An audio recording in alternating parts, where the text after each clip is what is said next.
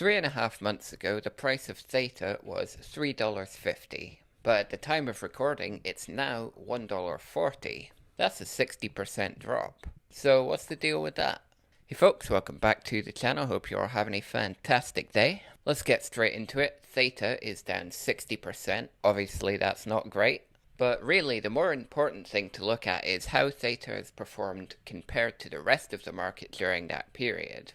Now, normally a good way to get an idea of that is to take a look at the Total 3 chart. For those of you that don't know, the Total 3 basically shows you the combined total market cap of every crypto apart from Ethereum and Bitcoin. So you can usually use that to get a pretty decent gauge of how a particular altcoin is performing. Now, if we have a look at the Total 3, you can see that since this high on March 14th, which give or take a couple of days is when Theta saw its high for this cycle, we've seen a correction of around about 25%.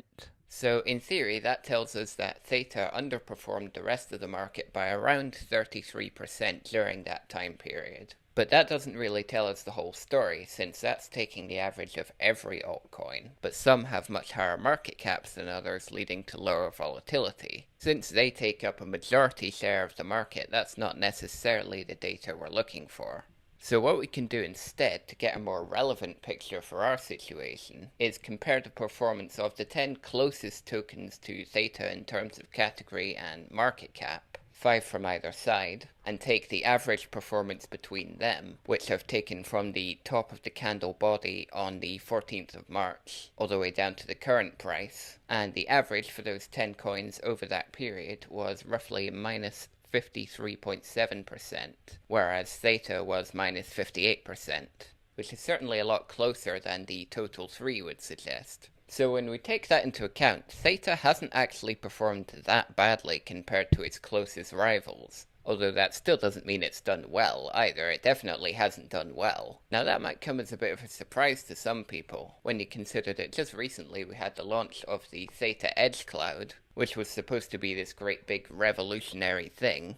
Then just at the beginning of June we also had the EdgeNode client upgrade. Now, ultimately that could tell us a few things. One is that these newly released features just haven't really lived up to people's expectations, or two, they just haven't had the right marketing strategy to back these features up and get people excited about them. And I personally think that second scenario is more likely. Given that they had a big countdown timer on their website for the release of Edge Cloud months in advance of the release, you would have thought they'd have some big marketing campaign to hype it up. But that just doesn't seem to have been the case here. At least not from what I've seen anyway. In some ways I kind of feel like they just hoped that the product would be good enough, that it would just market itself, and it just kind of didn't.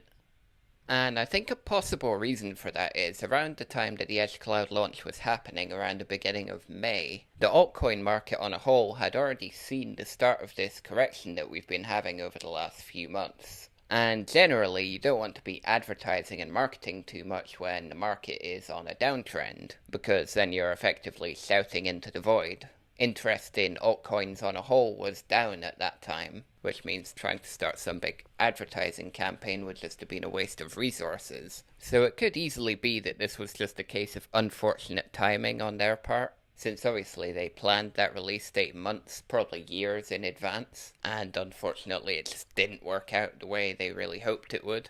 But on a more positive note, there are still plenty of good things going on at Theta Labs. We've got the Theta Hackathon currently going on, there's the Theta Eurocon that happened in Prague just last weekend, and of course that EdgeNode client upgrade which happened just last week. And keep in mind, I'm sure there is still a lot more to come with Edge Cloud. So definitely don't go writing Theta off just yet. But ultimately, I do think that their biggest problem at the moment, obviously apart from this overall market downtrend, has been their marketing strategy. So hopefully they do have some more plans for that going forward. Because at the end of the day, you can have the best product in the world, but if no one knows about it, then it doesn't matter. Now, if you want to know why Theta isn't listed on many Tier 1 exchanges, go ahead and check out this video. Or if you want to know what Edge Cloud actually is and what it does, go ahead and check out this video. I've been me, you've been you, thanks for watching, and see you later.